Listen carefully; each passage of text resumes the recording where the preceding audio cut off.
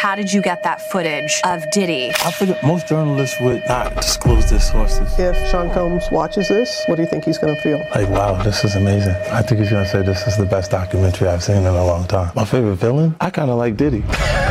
There are no misconceptions about me. Yeah, you President Bieber. Yeah. Yo, what's up? Like, I'm calling you and answering. Yeah, that was low. That was weird. That was crazy. That was weird. They did not run through Bieber. There was... Why you not answering your phone like y'all? One person who was always anti-Diddy and was always speaking about Diddy as a problematic person was 50 Cent. And it turns out that it's just been announced that he's created a docu-series on Netflix. I can't wait to see this. The other end of that, every person who has tried to speak out about this, who has tried to speak out about the industry, the type of people that are controlling the industry. But how did Diddy have Justin under his control? No. I mean, you good? I'm good. How are you? All right, young brother, everything's good? Everything's Selling great. out arenas and everything? Starting to act different, huh? You ain't been calling me and hanging out the way we used to hang out. Well, I mean, you try to get in contact with me, through all my, partners and whatnot. Mm-hmm. But you never really got my number, so. Right, okay. My number? Yeah. My number. Yeah.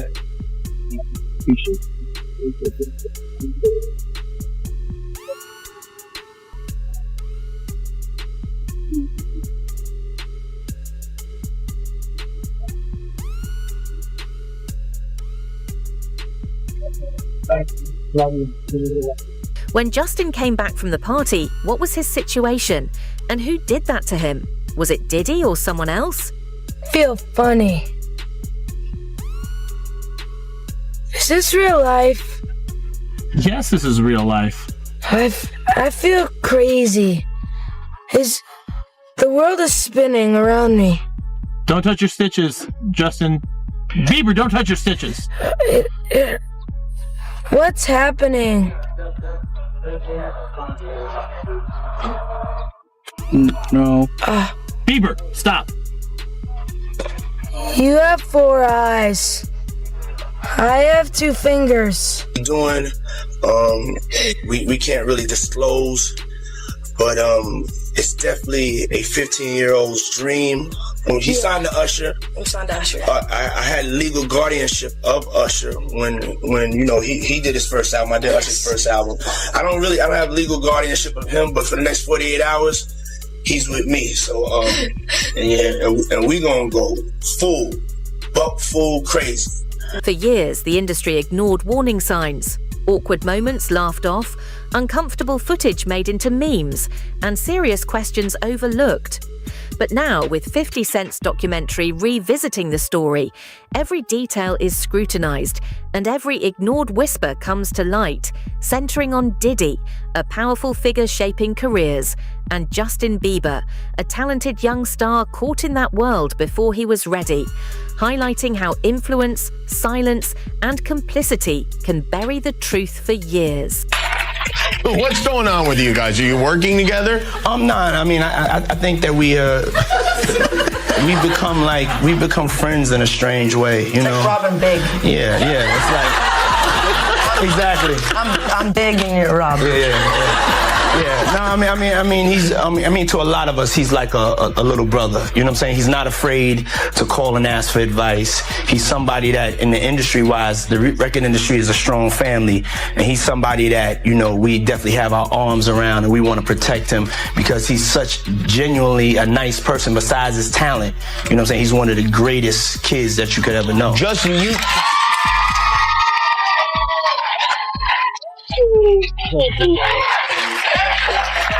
Diddy bought his son a Bentley. Maybe, he could buy you one also while you're out. Got me a Lamborghini. That's nice. I haven't gotten it yet, though. Yeah, I know. When is that coming, that Lamborghini? We talked about this last time. He had the Lamborghini for a day or two, and he had access to the house, and he knows better than to be talking about the things that he does with Big Brother Puff on national television. Justin Bieber's rise appeared as a perfect modern fairy tale, but behind the spotlight was a troubling reality. A young talent navigating powerful adult systems with little protection, with old footage and interviews showing him in environments where status, access, and influence outweighed healthy boundaries. While these moments were dismissed as harmless celebrity culture, instead of questioned as dangerous exposure, reflecting not a single incident, but the normalization of an industry trained to look away, and raising the question of who bears responsibility for the cost of youth traded for opportunity. Doing, we can't really disclose, but it's definitely a 15-year-old's dream. When he signed to Usher, I had legal guardianship of Usher when you know he did his first album. I did Usher's first album. I don't have legal guardianship of him, but for the next 48 hours, he's with me. So and we gonna go full crazy. For years, 50 Cent portrayed himself as an outsider to Sean Diddy Combs' circle, aware of the environment but refusing involvement. Yet his warnings were dismissed as personal rivalry. But now, with legal pressure and shifting public perception, those words resurface with new weight, showing how warnings can exist long before evidence is recognized, and revealing that criticism is easiest to ignore when it comes from an inconvenient voice, raising the question of how many early signals are brushed aside because of who delivers them. Look at Usher. What Usher say? I seen some things I shouldn't have been seeing at that age. What does that tell you? That he's seen some things, he was around some things when he was young that he shouldn't have been at a Diddy party. So that's going to show you that there are certain things that are happening that's going on that here this kid was saying he shouldn't even seen it and been around it himself. So all the other celebrities who saw it and they stand quiet about it, ain't that in our culture? No snitching. And I felt a certain way when Usher got on Shay Shay, and I don't mean to mention other people's platforms, but he got on Shay Shay and he mentioned how great and how good Puff taught him and everything. You know what I'm saying? About the business, right? I know, and people know, that was around that in that time that Puff and Usher did have a situation. And that situation led Usher to the hospital. Now I let Usher explain that to y'all. I let Usher tell that story. But how dare you say a man that groomed you gonna give him a pass? Bruh, you know I know. Diddy's influence went beyond music, determining who accessed the rooms where careers advanced or stalled. And Justin Bieber's closeness to that world highlighted an industry pattern where opportunity moved through powerful gatekeepers and private networks instead of transparent, accountable systems. He dropped the song, it went over our heads. Which it's video? About Diddy this whole time. Which video? The song Lonely. Let me see. Everybody knows my best. I'm so with black.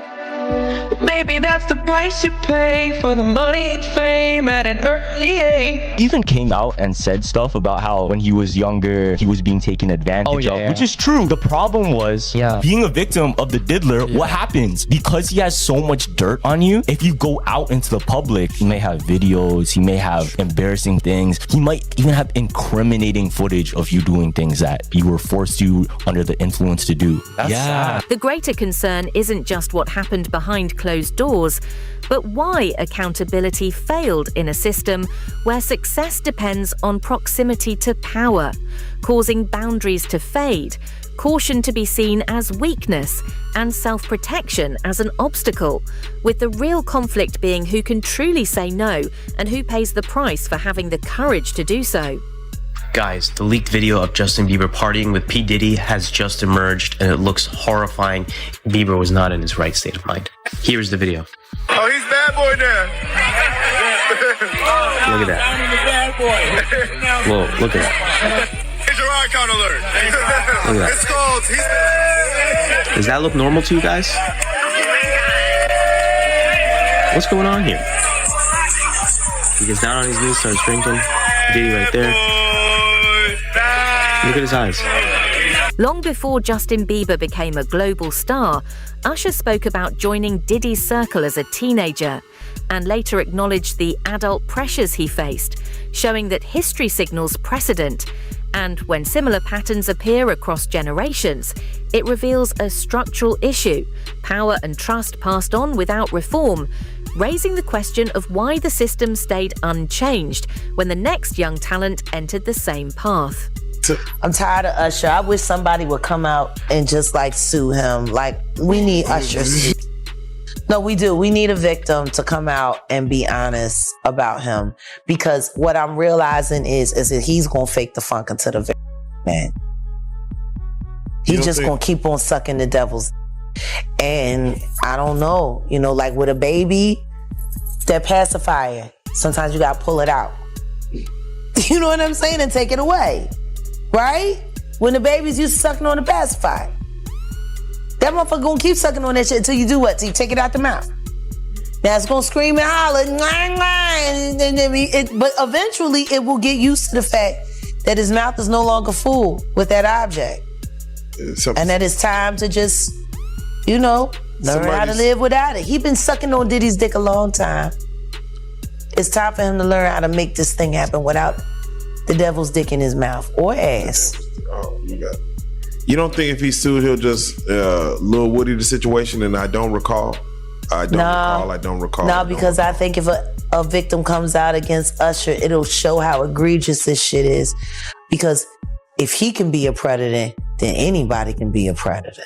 As scrutiny on Diddy grew, many former allies went silent while 50 Cent spoke out, revealing an unspoken industry code where speaking up risks relationships and staying quiet preserves them, making loyalty and self-preservation nearly indistinguishable, showing an environment where honesty competes with career survival and raising the question of whether true accountability can ever exist. I seen that boy that got rushed to the hospital. They're not seeing what the intentions was in his heart when he took Justin Bieber there. Oh. Let's be honest. He took Justin Bieber there. Diddy had been trying to get to Bieber for a minute. And his management was backing him off. But it wasn't until Usher took over management and had guardianship and gave temporary guardianship to the diddler for 48 hours. Think about that. He had already been to the hospital. That situation that Gene was talking about. And you still took Bieber there. But you got custody of him first. Yeah. Diddy had already tried. They wouldn't let him. Actually, someone made reference to the fact that Diddy trying to get at Bieber the way he was trying to get at Bieber was looking a little predatory. And then Usher came in and discovered it and managed him and got custody of him and promised to look after him. And then he sent him to the diddler. Does that sound like a good guy? It's horrible. Does that sound like a good guy? Now that we know what Diddy's really like. What kind of fucking asshole do you gotta be to take another boy, another talented boy, and put him in your place so it ain't gotta be you? Justin Bieber has never publicly accused Diddy of criminal wrongdoing, but his later honesty about anxiety, instability, and emotional exhaustion adds depth to a complex narrative, showing how he faced overwhelming pressure at a young age, surrounded by adults with competing interests, trying to handle massive success without guidance or tools for his well-being, highlighting the real cost of growing up too fast in an environment where protection was never prioritized. Usher look like he fresh off a goddamn plane. Usher Fresh off the garden stage. That's my brother right here from day one. We used to wake up and, pause, but like, that's how I mean, back in the days when he was like 10 and I was a little bit older, his older brother, we used to fight over the Frosted Flakes. You know what I'm saying? Before pause was invented. You know what I'm saying? But it's my brother for real. We used to actually wrestle off of the Frosted Flakes because he used to always get up early with me. Now he's one of the richest stars in the world. And What did Puff just say? Nobody's going to acknowledge this with me. Puff just said we used to wrestle over the Frosted Flakes, and we're streaming live. That was stupid. Listen, that was stupid. Listen. We're having a good time, yo. Usher is a procurer. And if Usher knew what was going to happen to any of those young children that he took to the Flavor Freak off, is he a good guy? Especially considering what happened to him. Especially considering that he sat with Stern and Howard Stern said, would you send your kids to Puffy's Flavor Camp? And his immediate response was, hell no! So it's good enough for everybody else's kids, but it's not good enough for yours. Yours are just good enough to die in Lake Lanier with no real investigation. Got it? Like, these aren't good people! All right, Jay. He's not good! He's a... And the simple fact that Justin Bieber literally made a public statement and said, Usher asked me to do the Super Bowl with him and I turned it down. Run for the hills. Why would he turn it down? Who turns down the Super Bowl? This isn't about legal judgment, but recognizing human impact, where harm can appear years later as emotional weight, broken stability, or unspoken pain, accumulating quietly in a system built on pressure and exposure, raising the question of why we demand a single accusation before acknowledging that something clearly went wrong when the root is structural rather than isolated. So quick. Yeah, she's crazy. She's a superstar. Superstar, right? So you're there and you see her and you see the way she's reacting to you. And I wonder what was going through your mind, because I've never had a chance to ask you that, because I know what was going through her mind because I've never had a chance to ask her that. And it's pretty clear in the video what's going through her mind. She can't even. What was going through your mind when you saw that kind of reaction? And also now in the knowledge that you were just coming out of that space yourself. I wanted to protect the moment. You know, I don't know how many opportunities I'm going to get. You know, we never know how many opportunities we're going to get with anybody. I mean, I'm tearing up thinking about it, just with the Kobe situation, you know. You just never know. And so I just wanted to be a good example, you know. And, yeah. Did you feel protective of her? Yeah, I definitely feel protective of her. It was hard for me being that young and being in the industry and not knowing where to turn, and everyone, you know, telling me they love me and, you know, just turn their back on you in a second. So yeah, it's hard because I want her to know that, you know, she can count on me, but at the end of the day, I'm never going to force myself to be in a relationship with her. It has to be natural, right? So I just kind of, you know, let her do her thing, and if she ever needs me, I'm going to be here for her. But yeah, just protecting those moments, because people take for granted encounters, and